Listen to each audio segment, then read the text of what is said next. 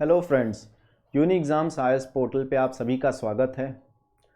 Okay, तो आइए इस अपने सीरीज़ को current affairs, daily current affairs का जो हमारा सीरीज़ है इसको और आगे ले जाते हैं, क्योंकि अब प्रीलिम्स हमारे नज़दीक आ रहे हैं। फरवरी में आपको यूपीएससी के द्वारा नोटिफिकेशन भी देखने को मिल जाएगा। तो आज हम कुछ नए टॉपिक्स को डिस्कस करेंगे और उन पे सवाल भी लगाएंगे आम दिनों के तरह। ठीक है, तो आज का हमारा आइए देखते हैं क्या टॉपिक्स हैं, उसको देखते हैं।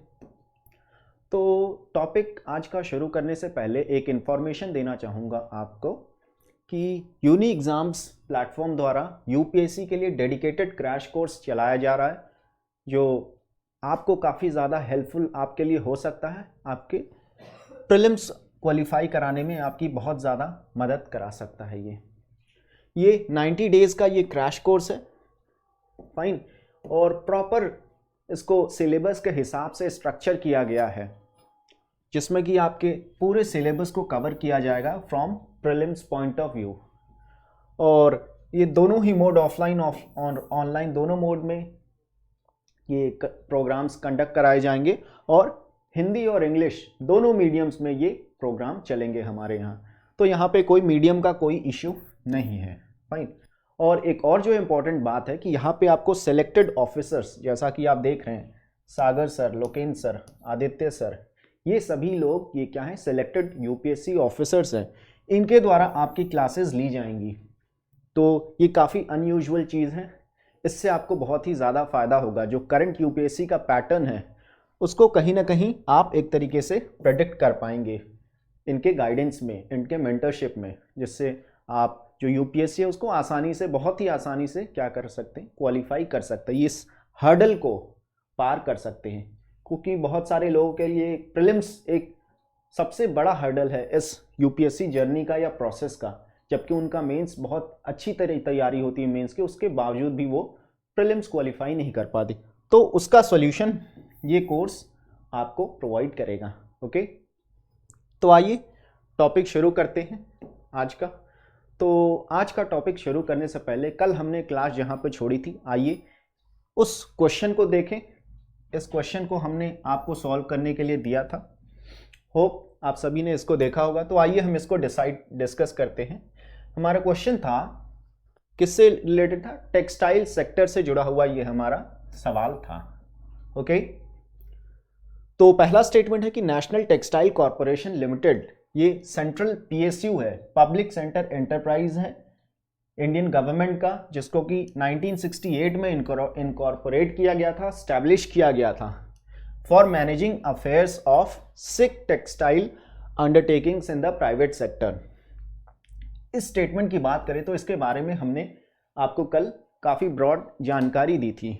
ओके, तो ये स्टेटमेंट हमारा यहाँ पे सही है, फाइन, क्योंकि ये सेंट्रल पब्लिक सेक्टर, ये जो एंटरप्राइज है 1968 में लाया गया था। और उस समय जब इसको इनिशियली लाया गया था, उस टाइम पे इसका जो मेन ऑब्जेक्टिव का क्या था कि जो सिक प्राइवेट कंपनीज थी उस टाइम में, जिनकी कंडीशंस बहुत ही ज़्यादा ख़राब थी, सरकार ने उसको ओवरटेक किया नेशनलाइजेशन के द्वारा।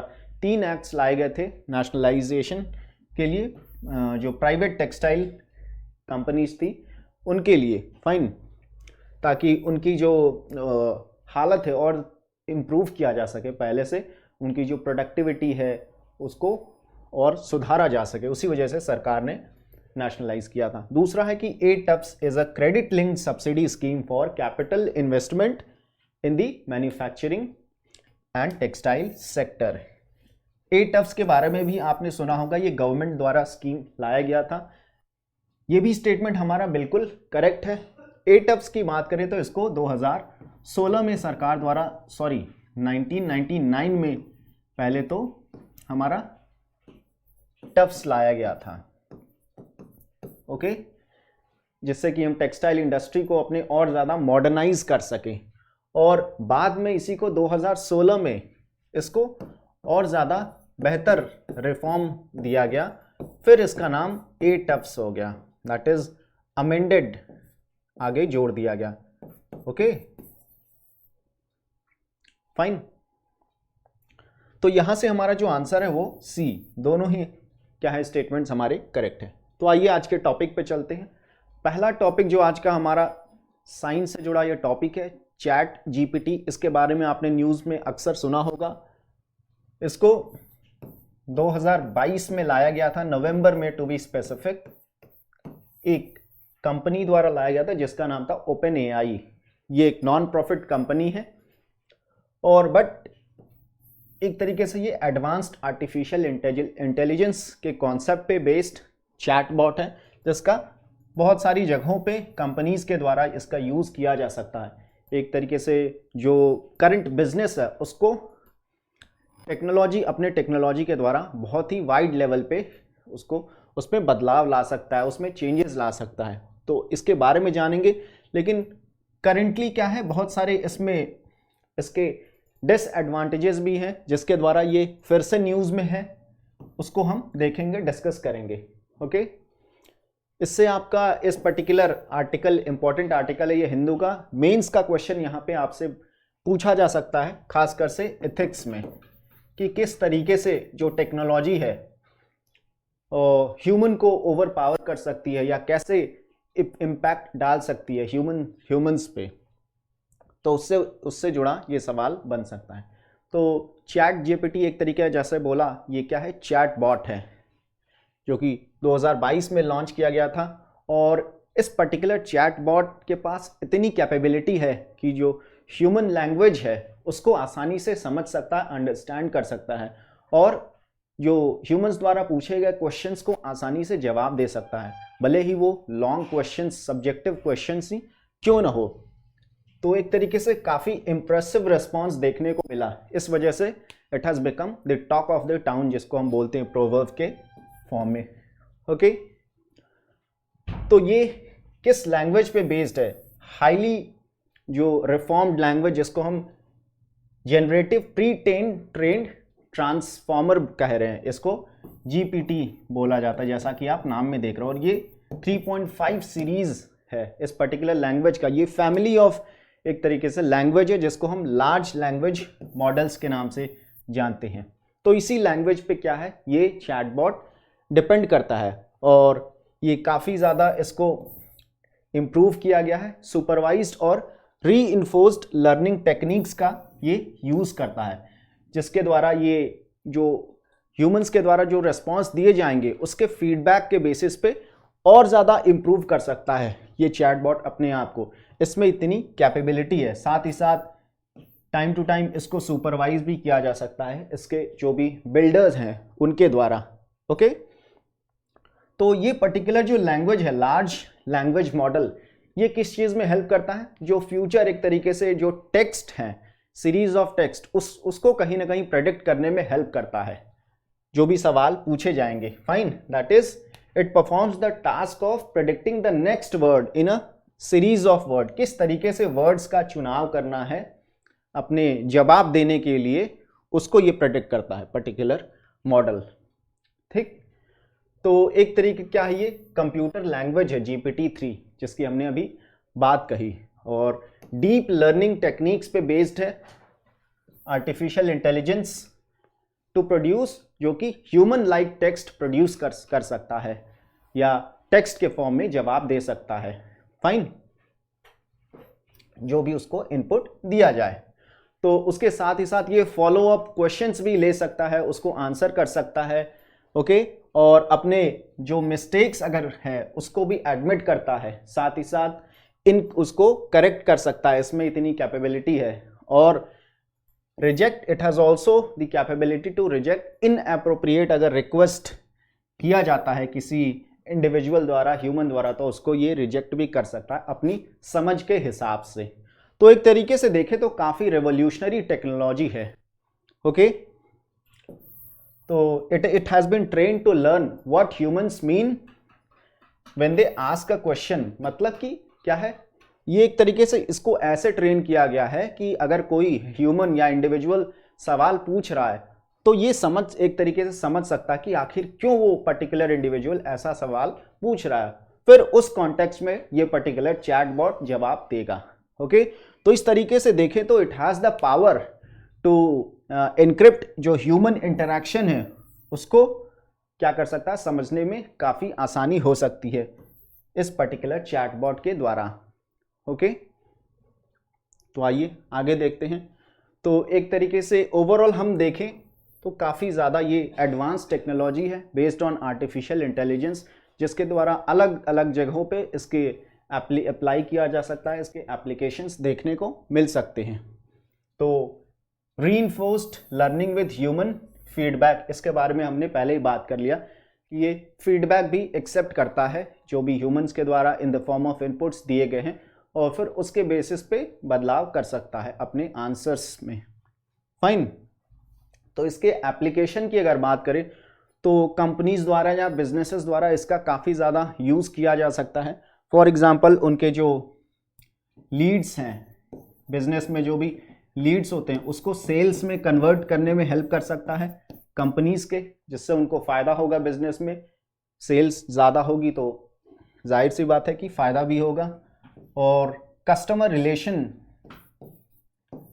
जो रिलेशन है उसको और इम्प्रूव करेगा, पहले से बेहतर बनाएगा। ओके, और एक तरीके से इनकी प्रोडक्टिविटी या क्वालिटी में हेल्प करेगा। किस तरीके से फीडबैक लेना है कस्टमर्स के द्वारा, फिर उन फीडबैक्स पे कंपनीज जो है काम कर सकती हैं और बदलाव ला सकती है अपने किसी भी प्रोडक्ट या सर्विसेज में। ओके, तो ये सारे क्या हैं, इनकी खूबियां हैं।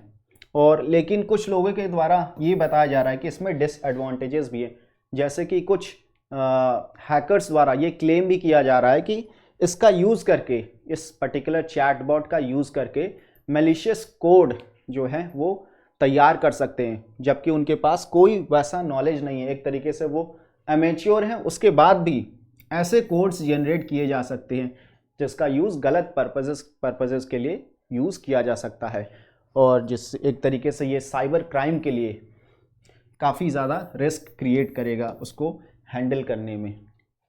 फाइन, तो ये इसका एक डिसएडवांटेज देखने को मिल रहा है। और उसके साथ साथ जो टीचर्स हैं या एकेडमिशियंस हैं उनके द्वारा भी ये एक तरीके से क्वेश्चन उठाया जा रहा है कि अगर हम स्कूल्स या कॉलेजेस की बात करें, जो भी उनके द्वारा असाइनमेंट्स दिए जाते हैं स्टूडेंट्स को, तो स्टूडेंट्स कहीं ना कहीं इसका यूज़ कर सकते हैं और अपने असाइनमेंट्स में उनको आसानी से जो भी क्वेश्चंस या जो भी उनको टास्क दिया गया है वो इस अपना माइंड यूज़ ना करके इस पर्टिकुलर बॉट का यूज़ करके अपना आंसर लिख सकते हैं या असाइनमेंट्स कंप्लीट करेंगे। तो उससे कहीं ना कहीं ह्यूमन लर्निंग पे इम्पैक्ट होगा, देखने को मिलेगा। ये एक तरीके से जो एजुकेशन सिस्टम है उसको उस पर एक तरीके से गलत इम्पैक्ट भी डाल सकता है। अदर इम्पैक्ट्स भी, पॉजिटिव इम्पैक्ट्स भी देखने को मिल सकते हैं, बट ये उसका क्या है, एक नेगेटिव इम्पैक्ट है जो एक्सपर्ट्स है, टीचर्स है, उनके द्वारा ये सवाल उठाया जा रहा है इस पर्टिकुलर चैटबॉट पे। ओके, तो ये सारी बातें थी इसके बारे में, इसी वजह से ये न्यूज़ में भी था। तो आइए देखते हैं। With reference to ChatGPT recently in the news consider the following statements. पहला है, it is a chatbot developed by Amazon based on artificial intelligence. इस स्टेटमेंट की बात करें तो यहाँ पे हमें नज़र आ रहा है कि अमेजन के द्वारा ये नहीं लाया गया है, ये इनकरेक्ट स्टेटमेंट है हमारा। फाइन, किसके द्वारा लाया गया? ओपन एआई एक कंपनी है, नॉन प्रॉफिट कंपनी है, उसके द्वारा ये लाया गया है। दूसरा है कि it is capable of understanding natural human language, को ये समझ सकता है, अंडरस्टैंड कर सकता है, and generating impressively detailed human like written answer, और काफ़ी लंबा चौड़ा, जैसे कि ह्यूमंस किसी क्वेश्चन का आंसर देते हैं उस तरीके से ये लिख सकता है। लॉन्ग आंसर्स भी ये, सब्जेक्टिव आंसर्स भी ये लिख सकता है, ये इसकी खूबी है। ये स्टेटमेंट बिल्कुल हमारा करेक्ट है। तो यहाँ से हमारा आंसर जो है बी, दैट इज ओनली 2, ये निकल के आता है।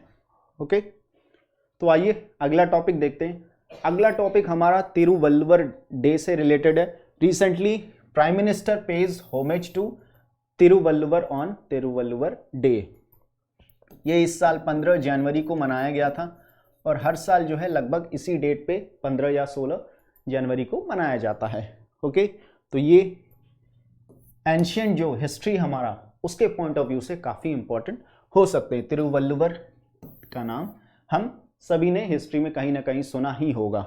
ओके, तो आइए देखते हैं कुछ डिटेल्स। तो पहली बार तिरुवल्लुवर डे की बात करें तो इसको 1935 में मनाया गया था।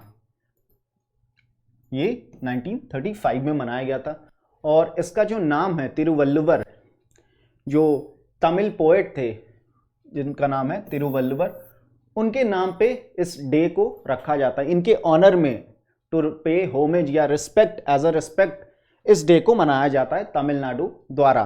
और एक तरीके से ये पोंगल जो फेस्टिवल है तमिलनाडु का, उसका भी हिस्सा है, उस सेलिब्रेशन का ये पार्ट है। और तिरुवल्लुवर डे जो है एक तरीके से रक्षाबंधन जैसे हम नॉर्थ में इंडिया में मनाया जाता है, सेम उसी तरह उसी कॉन्सेप्ट पे ये पर्टिकुलर जो डे है वो भी क्या है, बेस्ड है, जिसमें कि जो विमेंस हैं वो अपने भाइयों के वेलबींग के लिए एक तरीके से प्रे करती हैं।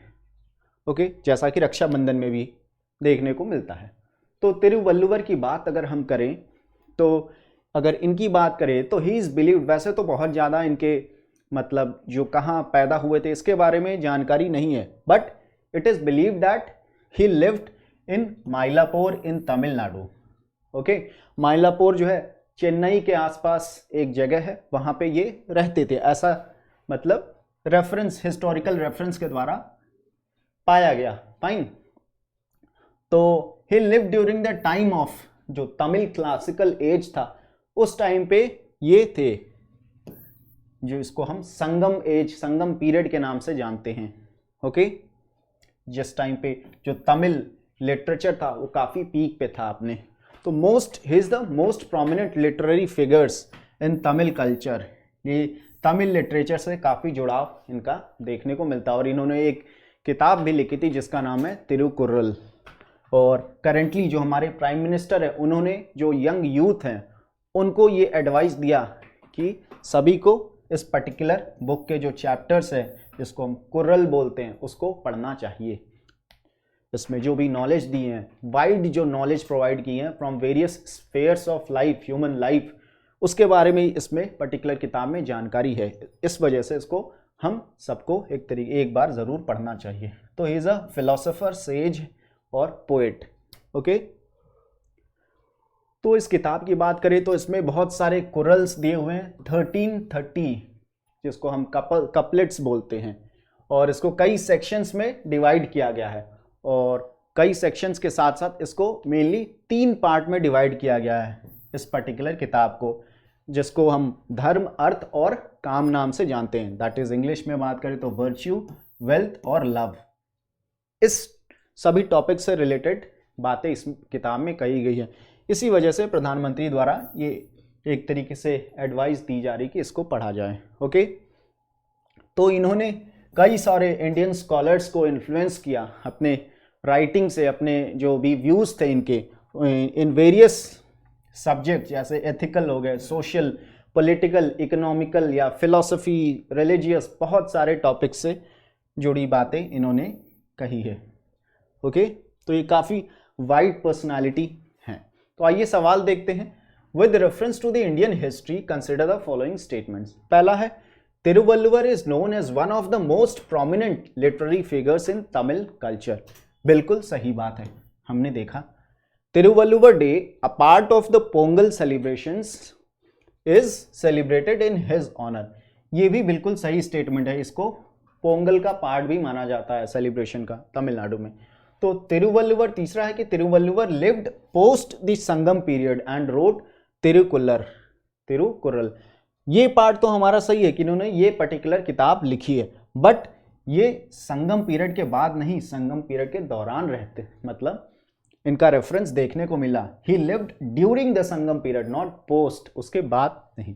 तो ये स्टेटमेंट हमारा इनकरेक्ट हो जाता है। तो यहां से जो आंसर है 1 और 2, that is A is our answer. Okay, तो आइए अगला टॉपिक देखते हैं।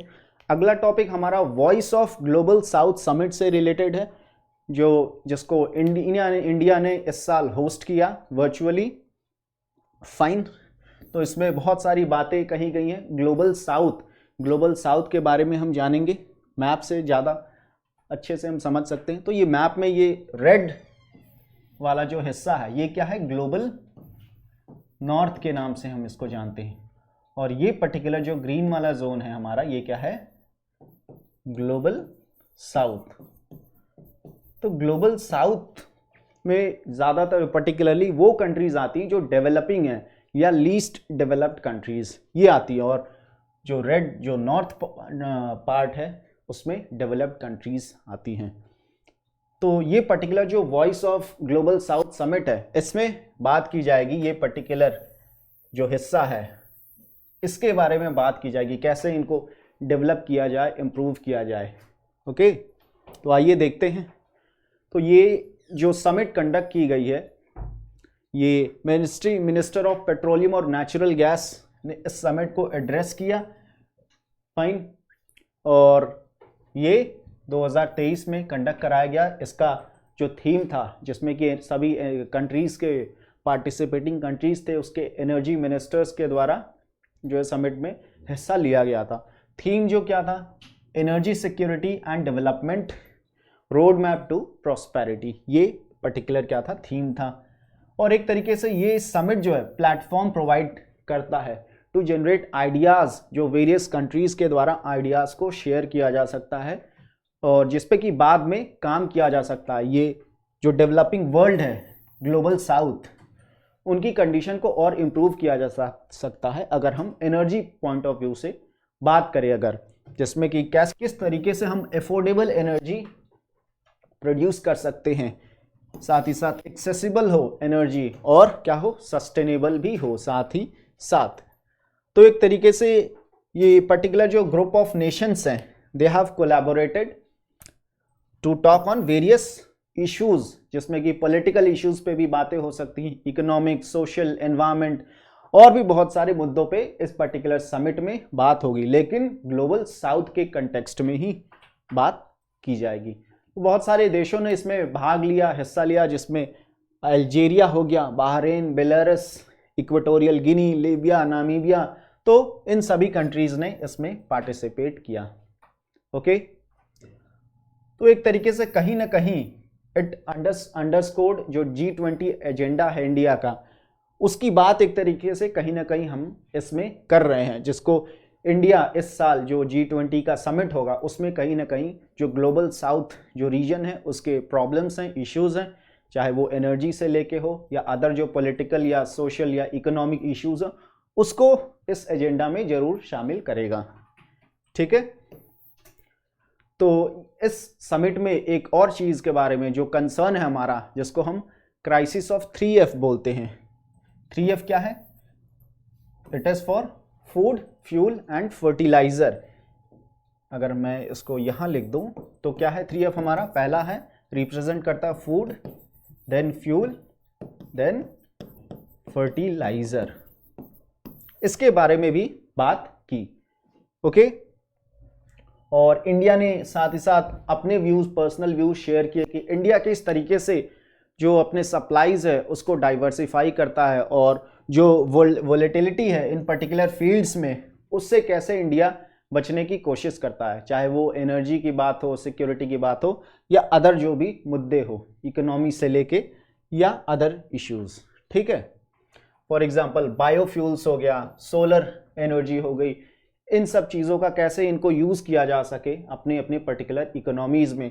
साथ ही साथ इंडिया ने वन सन वन वर्ल्ड और वन ग्रिड इनिशिएटिव के बारे में भी बात किया कि जो ग्लोबल साउथ कंट्रीज़ हैं वो इस पर्टिकुलर इनिशिएटिव से जुड़े, जिसको एक तरीके से जो इंटरनेशनल सोलर अलायंस है जो बनाया गया है, वहाँ पे भी इंडिया ने कई देशों को क्या किया, आमंत्रित किया, जिससे कि जो रिन्यूएबल एनर्जी है उसमें कहीं ना कहीं सभी कंट्रीज़ एक दूसरे से कोऑपरेट कर सके। और इसके साथ साथ इंडिया ने क्या किया, क्या कहा कि एक अलायंस बनाने की ज़रूरत है, जिसको ग्लोबल बायोफ्यूल अलायंस की बात की है। और इसके बारे में ये G20 में बात ये इंडिया रखेगा कि इस पर्टिकुलर अलायंस की नींव रखी जाए। ओके, तो एक तरीके से ये जो पूरा समिट था, voice of global summit, it aims to achieve unity of voice. जो ग्लोबल साउथ है, एक वॉइस हो उनकी, एक पर्पस हो, सिंगल पर्पस के लिए काम करे, मतलब एक तरीके से उनमें सिंक्रोनाइजेशन दिखे, उनकी जो इश्यूज हैं, प्रॉब्लम्स हैं, मिल के क्या करे, अपनी बातों को रखे। इसीलिए कहा जा रहा है कि it is in line with India's G20 agenda. Okay, आइए सवाल देखते हैं। Consider the following statements regarding voice of global south summit 2023। पहला है, the summit was inaugurated by India as a group of nations to collaborate on multidimensional issues concerning the world. इस statement की बात करें तो ये objective तो सही है, बट यहाँ पे वर्ल्ड की बात नहीं कर रहे हैं, हम यहाँ पे ग्लोबल साउथ की बात कर रहे हैं। वर्ल्ड में तो यहाँ पे अगर हम वर्ल्ड की बात करें तो नॉर्थ साउथ दोनों आ जाएंगे, बट चूंकि ये समिट जो है किससे जुड़ा हुआ है, ग्लोबल साउथ में जो कंट्रीज हैं उनसे, तो ये इनकरेक्ट हो जाता है हमारा। दूसरा है, it was themed around energy security and development road map to prosperity. ये हमारा बिल्कुल सही स्टेटमेंट है। तीसरा है, the summit is aimed at achieving unity of voice, unity of purpose and is in line with India's G20 agenda 2023 को एक तरीके से मैच करता है, इसके जो भी ऑब्जेक्टिव्स या जो भी चीज़ों पे बात हुई है। तो ये भी हमारा स्टेटमेंट बिल्कुल सही है। तो चूंकि हमसे करेक्ट पूछा जा रहा है तो यहाँ सी हमारा, that is 2 and 3 it will be our answer. Fine. तो आइए अगला टॉपिक देखते हैं। अगला टॉपिक हमारा जो है इकोनॉमी से जुड़ा हुआ ये टॉपिक है। आरबीआई के द्वारा जो भी प्रोविजंस हैं रिगार्डिंग प्रोविजंस जो बैंकिंग सिस्टम में बात करते हैं, टाइम टू टाइम हम देखते हैं न्यूज़ में कि RBI floats paper expected on loss based approach for loan loss provisioning. आखिर ये प्रोविजनिंग क्या है, इसके बारे में हम देखेंगे। फाइन। तो आइए देखते हैं। तो आरबीआई ने रिसेंटली एक डिस्कशन पेपर रिलीज किया जिसका एम क्या है, जो लॉस है किस तरीके से एक प्रॉपर गाइडलाइन या प्रिंसिपल या फ्रेमवर्क तैयार किया जाए regarding provisioning of loans. Okay, provisioning of loans या प्रोविजनिंग अगेंस्ट लोन्स अगर सही से बात की जाए तो इसके लिए क्या अप्रोच अपनानी चाहिए, इसके बारे में आरबीआई ने ये पर्टिकुलर पेपर इशू किया है या गाइडलाइंस इशू किए हैं। तो आखिर में प्रोविजनिंग है क्या, अगर हम बैंकिंग की बात करें तो व्हाट इज प्रोविजनिंग। तो एक तरीके से जो एनपीए या बैड एसेट्स होते हैं या बैड एसेट का इशू होता है हमारे अगर बैंकिंग सिस्टम में देखा जाए, तो उसको टैकल करने के लिए आरबीआई बहुत सारे मैकेनिज्म्स लेके आता है किस तरीके से उसको हैंडल किया जाए, जिसमें से कि प्रोविजनिंग क्या है उनमें से एक है। ओके, तो अगर प्रोविजनिंग की अगर बात करें तो हर बैंक जो है, every bank has to prepare for making a loss on its loan. मतलब जो भी लॉस बैंक को होते हैं, वो जो लोन देते हैं कंपनीज को, उस पर कहीं ना कहीं बैंक को उसको मैनेज करना होता है या उसके लिए तैयार होना पड़ता है पहले से ही। ओके, तो एक तरीके से इस लॉस को हम क्या क्रेडिट रिस्क बोल सकते हैं। ठीक है, क्या बोल सकते हैं, क्रेडिट रिस्क। बैंक जो है इसको एस्टिमेट करता है, पहले से ही एस्टिमेट करता है, जो फ्यूचर लॉसेस हैं उसको पहले से एस्टिमेट किया जाता है। जैसे अकाउंट्स में एक स्टेटमेंट होता है कि anticipate the losses but do not anticipate, जो फ्यूचर इनकम है उसको हम अपने जो बैलेंस शीट में उसको मेंशन नहीं करते, लेकिन हमें लगता है जो भी लॉसेस आगे हो सकती हैं उसको हम पहले से ही एंटीसिपेट करके अपने बैलेंस शीट में मेंशन करते हैं। तो एक तरीके से ये प्रोविजनिंग का ही क्या है, पार्ट है। फाइन। तो बुकिंग ऑफ प्रोविजन का क्या मतलब है कि बैंक रिकॉग्नाइज करता है अपने जो भी लॉस है या लोन है अहेड ऑफ टाइम, मतलब पहले से ही उसके लिए तैयार होता है कि ये लॉस होने वाला है, तो उसको किस तरीके से मैनेज किया जाए। तो ये जो पर्टिकुलर लॉस है इसको कैसे मैनेज करता है, जो कैपिटल है बैंक के पास कहीं ना कहीं वो इसको इस पर्टिकुलर लॉस को हेल्प करता है एडजस्ट करने में या एब्जॉर्ब करने में। ओके, तो बैंक जो है अपने कैपिटल को इस पर्टिकुलर अमाउंट से, जो एक तरीके से प्रोविजन अमाउंट हम कह सकते हैं, उस पर्टिकुलर अमाउंट से अपने कैपिटल को रिड्यूस कर देगा। ओके, तो ये हमारा क्या था, प्रोविजनिंग के बारे में ये इंफॉर्मेशन थे। फाइन। तो एक तरीके से ये जो अमाउंट है वो ऐसा ज़रूरी नहीं है कि पूरे, मान लीजिए 100 रुपीज़ का अगर लोन है जो फ्यूचर में लॉस होने वाला या एनपीए बनने वाला, तो ये ज़रूरी नहीं है कि 100 अमाउंट जो है ये पूरा अमाउंट एक तरीके से प्रोविजन अमाउंट बन जाएगा। कम भी हो सकते हैं, इसका कुछ परसेंटेज भी हो सकता है, या मे बी ये पूरा भी हो सकता है बेस्ड ऑन जो भी रूल्स रेगुलेशन है या गाइडेंस है आरबीआई के द्वारा, उसके हिसाब से अमाउंट तय किया जाता है। फाइन। तो परसेंटेज ऑफ जो बैड एसेट्स हैं, it has to be provided for is called, इसको प्रोविजनिंग कवरेज रेशियो बोलते हैं। तो ये जो अमाउंट, मान लीजिए अगर 100 रुपए का लोन हमारा एनपीए में कन्वर्ट होने वाला है, तो अगर हम 50 रुपीज अमाउंट अपना इसके लिए provision as a provision amount रख रहे हैं, तो इसको हम क्या बोलते हैं, प्रोविजनिंग कवरेज रेशियो बोलते हैं। ओके, तो ये क्या करता है, it helps bank balance income, help करता है किसको, बैंक को अपने इनकम को एक तरीके से बैलेंस करने के लिए, और जिससे कि वो सरवाइव कर सके जो खराब सिचुएशंस आती हैं उसमें, बैंकिंग जो सिचुएशंस है उसमें इसको हेल्प करता है। फाइन। और इसको ये पर्टिकुलर जो प्रोविजन अमाउंट है ये नॉन कैश एक्सपेंस में आता है। ठीक है, तो प्रोविजनिंग कवरेज रेशियो क्या होता है, अगर इसकी बात करें तो प्रोविजन अमाउंट जिसकी हमने बात करी, यहाँ पे क्या हो जाएगा 50, और यहाँ नीचे क्या होगा ग्रॉस एनपीए दैट इज 100। इसको हम प्रोविजनिंग कवरेज रेशियो बोलते हैं। ठीक है, तो आइए सवाल देखते हैं।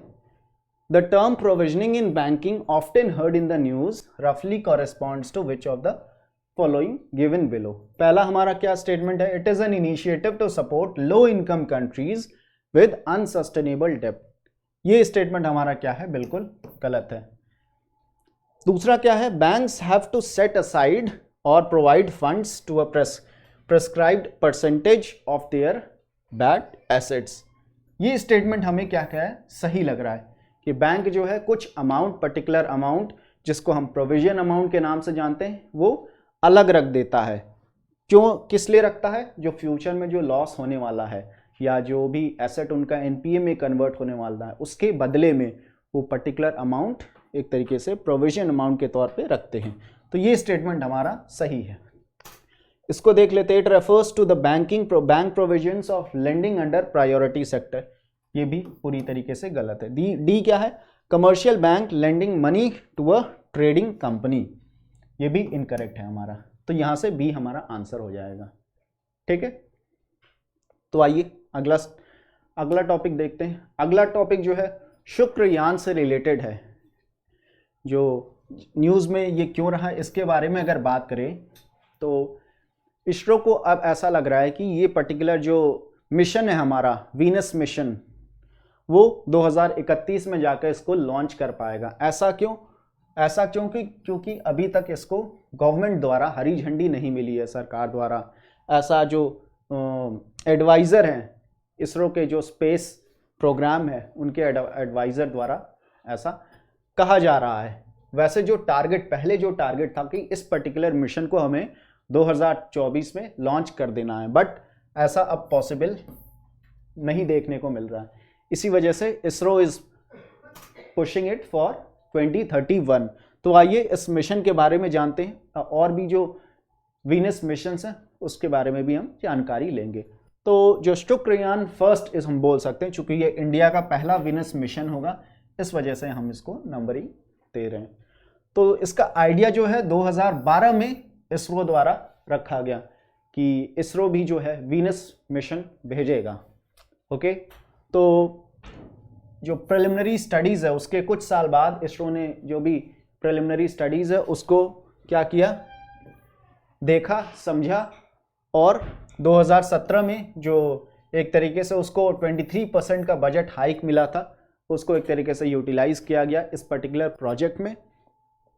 फाइन। और जो पहले हमारा टारगेट 2024 तक इसको सेंड करना था हमारा, बट अब वो पॉसिबल नहीं हो रहा अकॉर्डिंग टू इसरो। तो एक तरीके से एम क्या है, क्योंकि हम जानते हैं शुक्र या वीनस एक तरीके से इसको अर्थ ट्विन भी बोला जाता है, तो ये स्टडी किया जाएगा कि कैसे दोनों अर्थ और वीनस कैसे एक दूसरे से अभी क्या है डिफरेंट है, इनका प्रोसेस क्या था। कि अगर हम करंट सिचुएशन में बात करें तो अर्थ की जो प्रॉपर्टी है वो काफ़ी अलग है वीनस से, बट कहीं ना कहीं इनमें सिमिलैरिटीज भी देखी जाती, चाहे साइज की बात करें, मास की बात करें।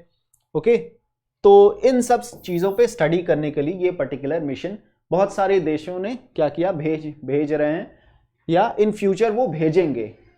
ठीक है, तो अगर हम 2023 अब तक की बात करें तो कई कंट्रीज ने वीनस पे अपने अपने मिशंस भेजे हैं, जैसे सोवियत यूनियन हो गया, यूनाइटेड स्टेट्स हो गया, यूरोपियन स्पेस एजेंसी, और 2015 में जापान ने भी अपना वीनस मिशन भेजा। ठीक है, तो जो भी प्रीवियस मिशंस है उसके बारे में अगर हम बात करें कुछ एग्जांपल्स के तौर पे, तो अमेरिका ने मरीनर सीरीज में कई सारे जो है मिशन भेजे वीनस पे, अब वहीं पायनियर सीरीज भी भेजा, फाइन, और मैगलेन भी भेजा। ओके, और फ्यूचर की अगर बात करें तो उसके बारे में आगे हम जानेंगे। अगर यूएस के द्वारा डा विंची नामक वीनस मिशन क्या हुआ, भेजा जाएगा। डा विंची कोड नामक एक वेब सीरीज भी है, इसके बारे में इसमें भी आप सभी ने देखा होगा, उम्मीद है, काफ़ी अच्छी सीरीज है ये। वहीं रशिया ने कौन कौन से मिशंस भेज चुके हैं, ये सारे क्या हैं, यहाँ पे मैं लिख देता हूँ, these our previous missions on Venus पे जो भेजे जा चुके हैं। वेगास 1 हो गया, अब वहीं जापान का अकात्सुकी जो कि 2015 में भेजा गया था, और यूरोप के द्वारा वीनस एक्सप्रेस भेजा जा चुका है 2005 में। तो ये सारे हमारे पहले के मिशंस हो गए। ओके, तो इस तरीके से हम देख सकते हैं हमारा मार्स क्या है, सॉरी वीनस, ये सेकंड नज़दीक प्लैनेट है किसके, सन के, इन अवर सोलर सिस्टम, और अर्थ भी जो है उसके बाद क्या है, थर्ड प्लैनेट हमारा हो जाता है।